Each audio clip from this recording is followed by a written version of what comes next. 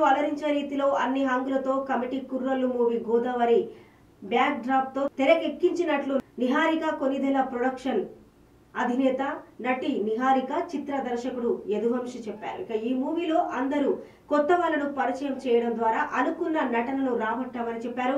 ఈ చిత్రం తప్పనిసరిగా విజయవంతం అవుతుందని ఆశిస్తున్నట్లు తెలిపారు. ఇక సందీప్, సరోజ్, తేజస్వీరావు, ప్రసాద్, బెహరా, త్రినాథ్ వర్మ, టీనా శ్రావ్య, యశ్వంత్ పెండ్యాల, ఈశ్వర్ రాజిరాజు, రాధ్య సురేష్ తదితరులతో సహా 11 మంది నూతన నటీనటులు నటించిన కమిటీ కుర్రలు మూవీ ఈ నెల 9న వరల్డ్ వైడ్ థియేటర్ లో సందడి చేయనుంది.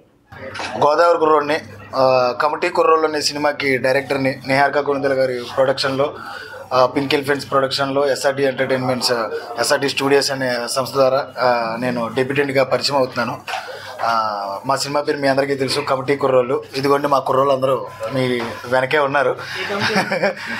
అన్ని కమిటీలు అండి, అన్ని కమిటీలు మన ఊర్లో జరిగే జాతరల దగ్గర నుంచి ఎలక్షన్ల వరకు ఊర్లో జరిగే ప్రతిదానికి ఉండే కమిటీ కుర్రోళ్ళు ఎలా ఉంటారో మా కమిటీ కుర్రోళ్ళ సినిమాలో అన్నీ చూపించబోతున్నాం.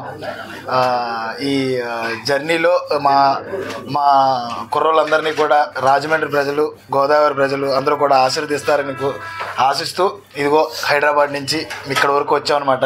మీ ఆశీస్సులు మా కుర్రోళ్ళకి, మా పింక్ ఎలిఫెంట్ పిక్చర్స్కి, మా సినిమా మీద ఉండాలని ప్రగాఢంగా ఆశిస్తున్నాను అనమాట.